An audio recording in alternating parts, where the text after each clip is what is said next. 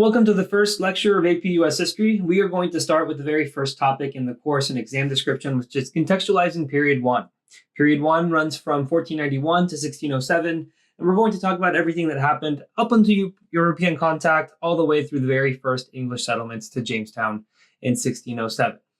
Now, what the College Board wants us to know by the end of this topic is to be able to explain the context for European encounters in the Americas from 1491 to 1607. So let's get to it. The very first key concept, 1.1, says, as native populations migrated and settled across the vast expanse of North America over time, they developed distinct and increasingly complex societies by adapting to and transforming their diverse environment. The very first part of this is the migration and the peopling of the Americas. The way they got to the American continent was through the Bering Land Bridge, which opened up about 35,000 years ago. This ice age lowered the sea level, which revealed some land connecting the Asian and North American continent. People were able to continue that migration for the next 25,000 years, and as you can see on this map, there was also a possible sea route that aided that migration. All of this would have continued to the very southern tip of South America at Tierra del Fuego. As the population continued to come from Asia into North America, they splintered off and they created different cultures. And so by the end of the migration, you had thousands of different cultural and linguistic groups across North and South America. Anthropologists estimate that about 54 million people inhabited North and South America before Columbus stumbled upon the Bahamas in 1492. Though they all came from the very same ancestry, these migrants across the Bering Land Bridge created a diverse amount of groups as they splintered off. Now, the next key concept is 1.1, Roman numeral 1, and it says different native societies adapted to and transformed their environment through innovations in agriculture, resource use, and social structure. The way in which they adapted to their environments and the geographies in which they settled really helped form the differences in all of the different groups. So here you see just North America, all the different large language and cultural groups across what is now the United States. And even within these groups, you would have many differences. So within a tribe, there are bands, and in those bands, there are different kinship groups and even linguistic differences amongst some of the larger tribes. One of the innovations that they came up with was agriculture. Now, most of the native societies in North America had some form of agriculture. Sometimes they would supplement the agriculture with hunting. Some might be migratory, so they would plant food in some areas and then migrate, let the soil regain its nutrients, and then come back in a different season or in a different year. Three Sisters farming was the three crops that were the most important. They were corn, squash, and beans. As you can see from the picture here, they all kind of grew together in the same area. The squash would grow closer to the ground, the corn would grow in its stalk, and then you would also have vines of beans dangling from the corn stalks. Three Sisters farming is not just important because it's how people fed themselves, but the food that the Three Sisters farming grew, the corn, the squash, and the beans, were also very nutritious foods. Another American crop that was new to Europeans was the potato found in South America. Potatoes are very nutritious and they are high in calories, so you don't need to eat that many of them in order to get full and have energy that you need to go about your day's worth of work. And whenever these crops get shared with the Europeans, it's going to have a huge effect on European populations. But this is how native societies were able to sustain themselves.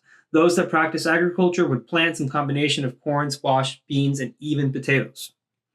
Now, we're going to see that some native populations went even further in their use of agriculture to the point that they were changing their environment in order to be able to continue to feed more and more people. Here are three different civilizations that were in Mesoamerica, South America, and Central America. At the very top is the city or a model of the city of Tenochtitlan. This was the capital city of the Aztecs, which was located in central Mexico in modern-day Mexico City.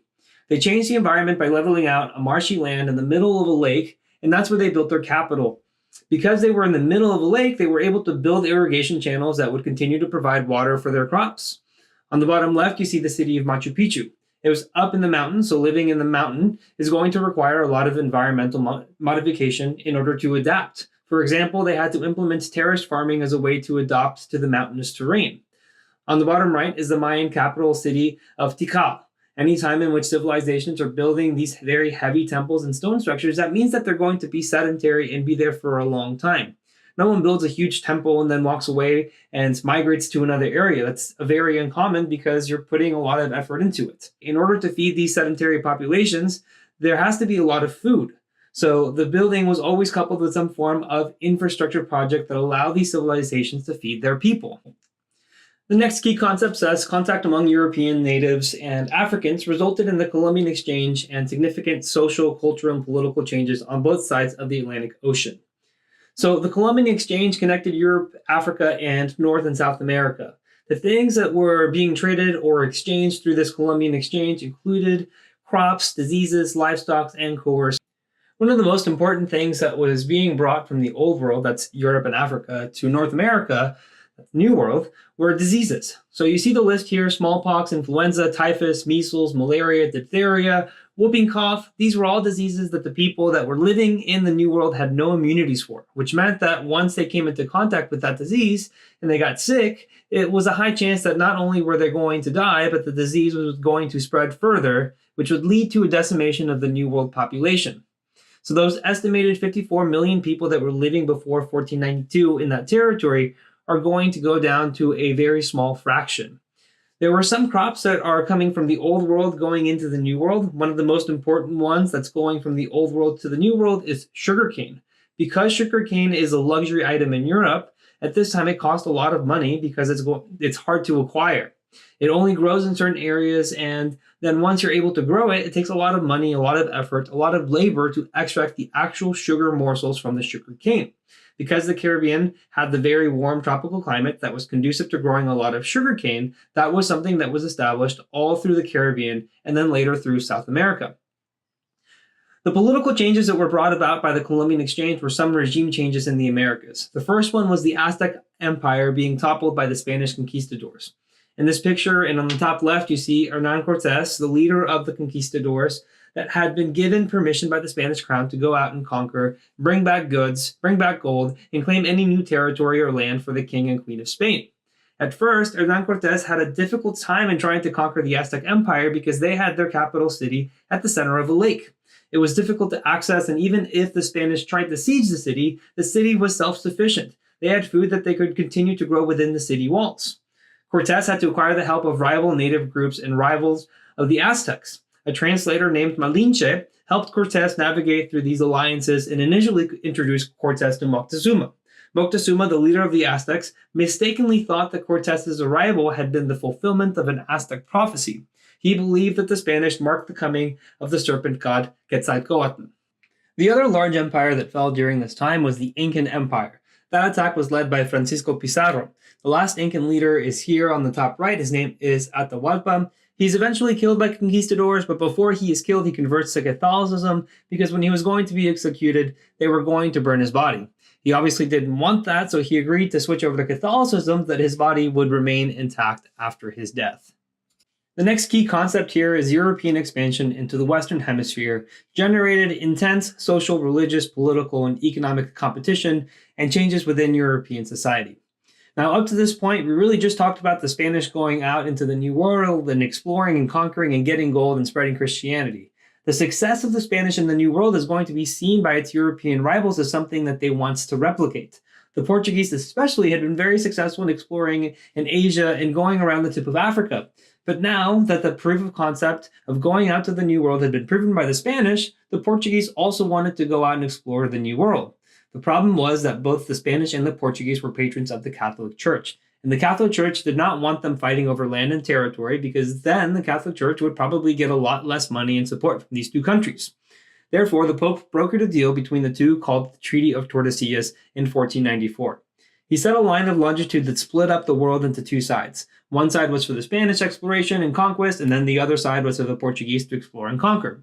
That relegated the Portuguese mostly to the Eastern Hemisphere, but as you can see on the map, there you have a tiny little sliver of South America, which is where we have modern-day Brazil.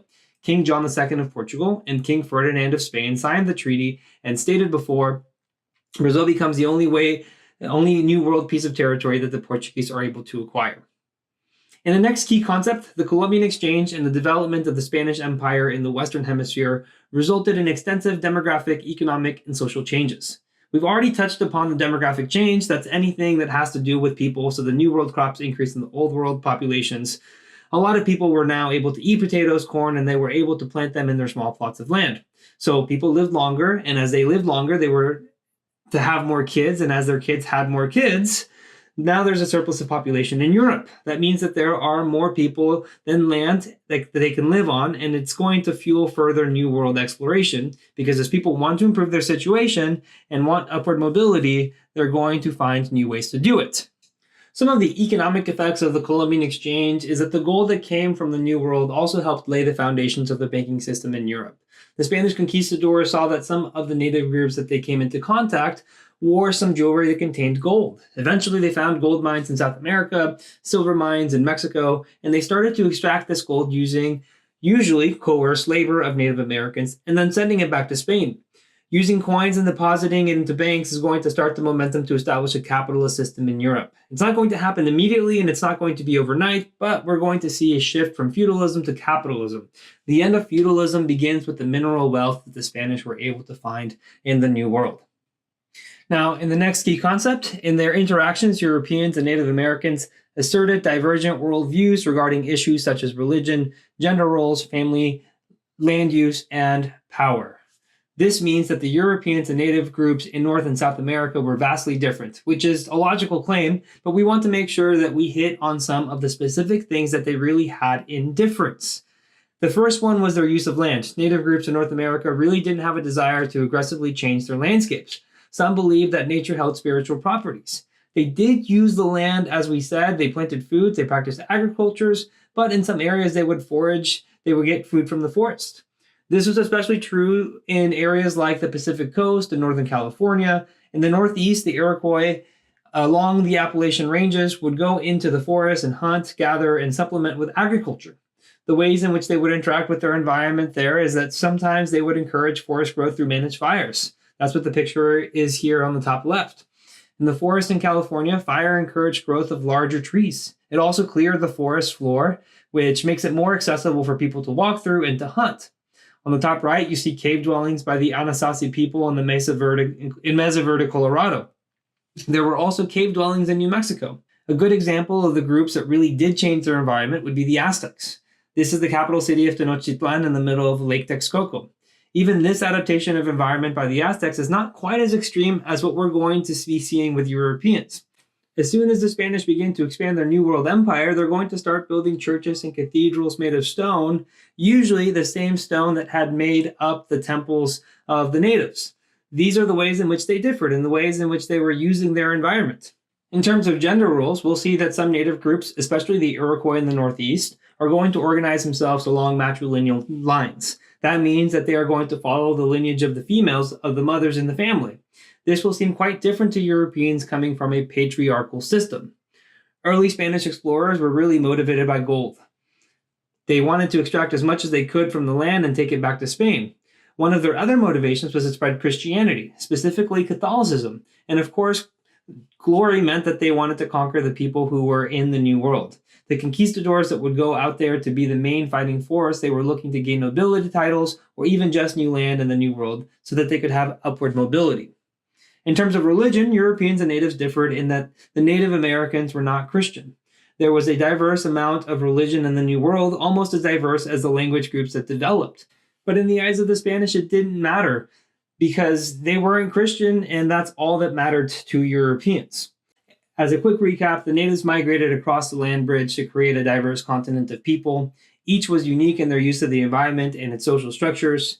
The Columbian Exchange brought about massive change for all involved, and European expansion brought about social, economic, and political changes in Europe. These are all the things that we're going to keep in mind as we go into the next set of lectures for all of Period 1.